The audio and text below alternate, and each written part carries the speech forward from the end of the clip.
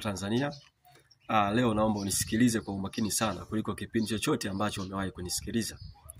Leo nataka nikueleze kwanza nini maana ya CCM mtandao. Kundi hili la CCM mtandao lilianzishwa mwaka gani, kwa lengo gani? Kundi hili la CCM mtandao lilianzishwa na akina nani? Lakini lazima tutazame historia. Kundi hili pia limetoka wapi? Mwisho tutazame hasara ambayo sisi kama nchi tumeipata kwa uwepo wa kundi hili la CCM mtandao. Ndugu wa Tanzania, CCM mtandao ni kundi la wanasiasa mabepari walioungana kwa lengo la kuitafuta Ikulu. Kwa hiyo lengo la CCM mtandao ni kushika kiti cha urais kwa gharama zozote. Iwe ni kwa matumizi makubwa ya pesa, kuhujumu demokrasia na hata ikilazimika kuua watu. Kundi hili hawana mchezo, wao wanachokitaka ni Ikulu kwa njia yoyote ile kwa gharama zozote. Sasa kundi la CCM mtandao lilianzishwa rasmi mwaka 2002 kama chombo cha kuitafuta Ikulu katika uchaguzi mkuu wa mwaka 2005. Unaweza kuona wana CCM mtandao wametumia takriban miaka 3 wanakitafuta kiti cha urais. Sasa kundi hili la CCM mtandao lilianzishwa na wanasiasa mabepari wakubwa watatu. Wa kwanza Jakaya Kikwete ambaye yeye ndio alikuwa mwenyekiti wa kundi la CCM mtandao. Wa pili ni Edward Ngoyai Lowassa. Yeye ndio alikuwa kama mratibu au katibu mkuu wa kundi la CCM mtandao. Wa tatu ni Rostam Aziz. Katika hatua za awali kabisa waliojiunga na kundi la CCM mtandao alikuwepo Dr. Emmanuel Nchimbi ambaye sasa hivi ndio huyu makamu wa rais. Alikuwepo Mzee Samuel Sita, Kingunge Ngomari Mwiru, Nazili Kalamagi, Dr. Ibrahim Msabaha, Dito Pile Mzuzuri na wengine wengi. Sasa hebu tujiulize kwanza, hili kundi limetoka wapi? Ndugu wa Tanzania, wote mnajua nchi yetu imepata uhuru mwaka 61. Na mwaka 62 Tanganyika ilikuwa Republican. Kwa hiyo Mwalimu Nyerere amekuwa rais wa Tanganyika kuanzia mwaka 62 mpaka mwaka 85. Katika kipindi cha miaka 24 ya Mwalimu Nyerere hakukuwa na kitu kinaitwa CCM mtandao. Mwalimu Nyerere alikuwa anaamini katika siasa za umma, yani siasa zinazowekeza katika maendeleo ya watu, maendeleo ya nchi. Kwanza alipinga udini, alipinga ukabila, lakini pili aliwachukia pia tunasema viongozi mabepari wanaopenda kujilimbikizia mali. Sasa mwaka 85 Mzee Mwinyi akaingia madarakani. Kosa la kwanza alilofanya Mzee Mwinyi ni kubadilisha mfumo wa uchumi. Kwanza alibadilisha mfumo wa uchumi kutoka kwenye mfumo wa ujamaa, socialist economy, na kuitangaza Tanzania kuwa nchi inayofuata mfumo wa soko huria, free market economy. Sasa utakuja kuona katika kipindi cha miaka 10 ya Mzee Mwinyi yaliibuka makundi makubwa mawili ya wanasiasa. Kwanza kulikuwa na wanasiasa wanaoamini katika siasa za ujamaa na kujitegemea. Kundi hili tunasema wanasiasa wazalendo. Akina Mzee Sinde Warioba, Mzee Butiku, Dr. Salim Mohamed Salim na wengine. Pili sasa likaibuka kundi la wanasiasa mabepari, wanasiasa wa binafsi. Kwenye kundi hili alikuwepo Jakaya Mrisho Kikwete, Edward Ngoyai Lowassa, Nazili Kalamagi, Dr. Ibrahim Msabaha, Dito Pile Mzuzuri, Rostam Aziz na wengine wengi. Sasa hebu tujiulize hili kundi limetoka wapi? Nafikiri nimeshapata picha sasa. Utaona wote hao wametoka katika utawala wa Mzee Mwinyi.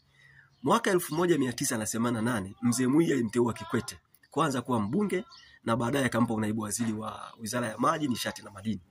Mwaka 90 Mzee Mwinyi alimteua Kikwete kuwa waziri kamili wa Wizara ya Maji, Nishati na Madini.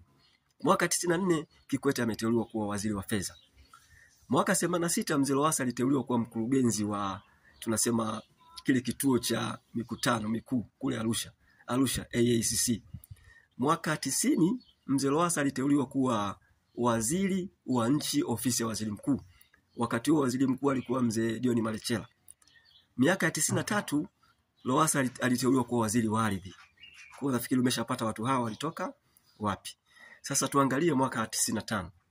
Kwa mara ya kwanza mwaka 95 katika uchaguzi mkuu, wote wawili Kikwete na Lowassa walichukua fomu ya kuomba kuchaguliwa urais kwa tiketi ya CCM mwaka 95.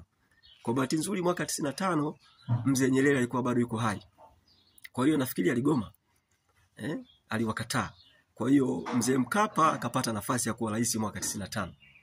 Sasa twende tutazame uchaguzi wa mwaka 2005. Uchaguzi wa mwaka 2005 Mzee Kikwete peke yake amechukua fomu kwenye kundi lao. Lowassa hakuchukua fomu. Sasa unaweza kuona mwaka 2005 pia kulikuwa na wagombea wengine akina Profesa Mark Mwandosea, Dr. Dr. Salim Ahmed Salim, akina John Pombe Magufuli. Lakini kwa nini Kikwete alishinda?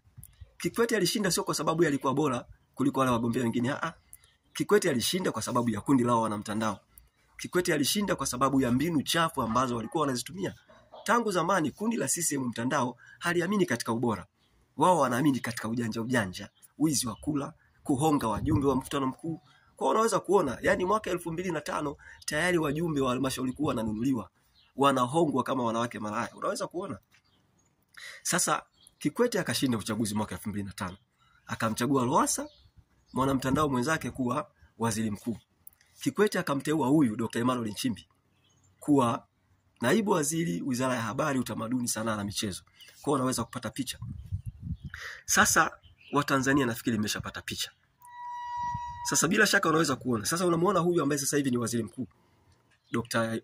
Mwigulu Lameck Nchemba. Mwigulu ameshinda ubunge mwaka 2010.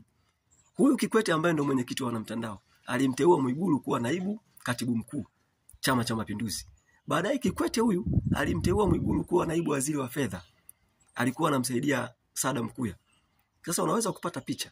Mwaka 2015 Mungu sio Asumani, wanamtandao wawili sasa wamegombana. Kikwete ameingia kwenye vita na Lowassa. Lowassa anautaka urais, Kikwete hataki. Ndio chanzo cha Lowassa kukimbilia Ukawa. Sasa na ndio hapo Magufuli akapata nafasi ya kuwa rais. Unaweza kuona tunasema ni kwa bahati nzuri tu. Kwa hiyo Magufuli hakuwa mwanamtandao. Sasa baada ya Magufuli kupata urais, kwanza alimteua Dr. Mwigulu Lameck Nchemba kuwa waziri wa mambo ya ndani. Wizara ya mambo ya ndani Mwigulu ilimshinda. Magufuli kabidi ampige chini. Sasa wote mnajua mara baada ya Magufuli kufariki, amefariki vipi wote mnajua. Samia Suluhu Hassan ambaye ni mwanamtandao sasa akawa rais. Akawa rais wa Jamhuri ya Muungano wa Tanzania. Akamchukua tena Mwigulu kuwa waziri wa fedha. Kwa hiyo katika kipindi cha miaka 4 ya Samia Suluhu Hassan, Mwigulu Lameck Nchemba ndio alikuwa waziri wa fedha, na wao walikuwa wanamtumia Mwigulu ili kundi la wanamtandao. Walikuwa wanamtumia Mwigulu kukopa. Katika kipindi cha miaka 4 Samia amekopa zaidi ya trilioni 47. Kwa hiyo baada ya Mwigulu kutumika, wanamtandao wakamwamini. Kwa leo hii sasa wamemchukua Mwigulu, wamempa cheo cha waziri mkuu. Unaweza kuona cheo cha waziri mkuu Mwigulu Lameck amepewa. Na amepewa kwa lengo la kulinda maslahi ya wanamtandao. Huyu pia ambaye ni makamu wa rais, Dr. Emmanuel Nchimbi, cheo cha makamu wa rais pia naye amepewa. Amepewa kwa lengo la kulinda maslahi ya wanamtandao. Kwa hiyo ndugu wa Tanzania, msifikiri kwamba serikali hii ipo kwa lengo la kulinda maslahi ya nchi, hapana. Hawa ni wale hawajawahi kubadilika. Kwa sasa wewe kama kijana, wewe kama msomi, ni vema ufungue macho. Amka. Sasa labda nini tunaweza kufanya? Kwa mimi sasa hivi ukiniuliza nitakwambia adui mkubwa wa Tanzania sio tena umaskini au ujinga au maradhi. Adui mkubwa kwa Tanzania sasa hivi ni kundi hili la CCM mtandao.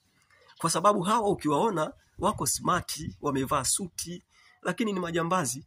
Ni majambazi kama majambazi wengine. Utofauti ni kwamba wao wanaiba huku wanalindwa na vyombo vya dola.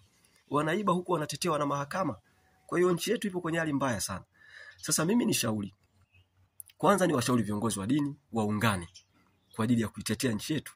Pili ni washauri vijana wasomi wote waamke, washikamane.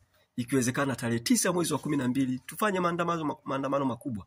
Tuishinikize serikali ya Samia Suluhu Hassan, serikali haramu iondoke madarakani. Mungu ibariki Tanzania.